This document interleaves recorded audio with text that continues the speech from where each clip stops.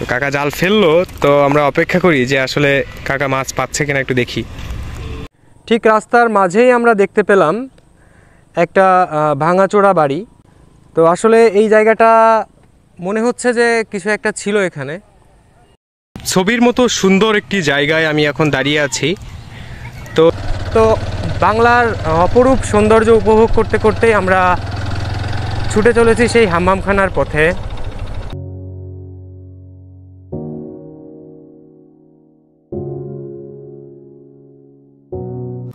Hello viewers, আসসালামু আলাইকুম। ইতিহাস আর ঐতিহ্যের সন্ধানে আমরা ছুটে চলি এ প্রান্ত থেকে ও প্রান্ত। তারই সুবাদে আজকে আমরা যাত্রা শুরু করেছি যশোর জেলার কেশবপুরের উদ্দেশ্যে। যশোর থেকে 25 কিলোমিটার দূরে কেশবপুর উপজেলা। কেশবপুর থেকে 7 কিলোমিটার পশ্চিমেই অবস্থিত মির্জানগর হাম্মামখানা। ভিডিওতে আমরা আপনাদেরকে দেখাবো মির্জানগর হাম্মামখানায় যাওয়ার পথে আমরা যা কিছু দেখলাম এবং গ্রাম বাংলার প্রাকৃতিক সৌন্দর্য। যাত্রার শুরুতেই চোখে পড়ল পানিবন্দী মানুষের জীবনযাপন। ভাসমান ঘরবাড়ি, অস্থায়ী আশ্রয় আর কষ্টের মাঝেও তারা সংগ্রাম করে যাচ্ছে প্রতিদিন।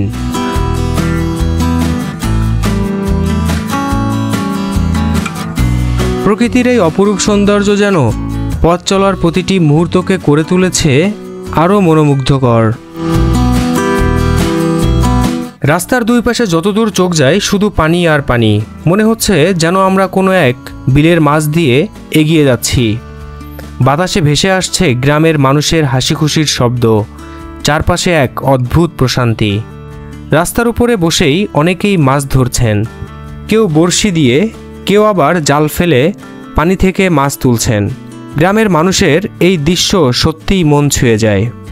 ছবির মতো সুন্দর একটি জায়গায় আমি এখন দাঁড়িয়ে আছি। তো দেখতে পাচ্ছেন গ্রাম বাংলার অপরূপ সৌন্দর্য আসলে যে কাউকেই আটকে দিবে। তো আমি যাচ্ছিলাম এই দিক দিয়ে, তো এই সৌন্দর্যের কাছে আটকে গেলাম এবং এখানে দাঁড়িয়ে চিন্তা করলাম আপনাদেরকে এই সৌন্দর্যটা একটু দেখাই। তো এখানে অনেক মুরব্বী কাকারা মাছ ধরছেন। আমার কাকা বড়শি ফেলে বসে আছেন, এখানে মাছ ধরছেন। কাকা মাছ কি এখানে সব? উনি মাছও পেয়েছেন। এখানে দেখা যাচ্ছে বিভিন্ন রকমের মাছ, ছোট মাছ।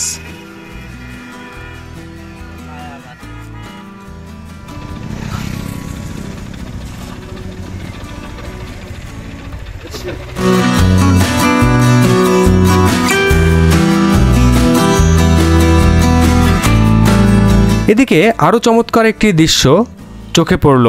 কেউ জমিতে পাট জাগ দিচ্ছেন, পানির বুক চিরে কৃষক প্রস্তুত করছেন তার ফসলের জমি।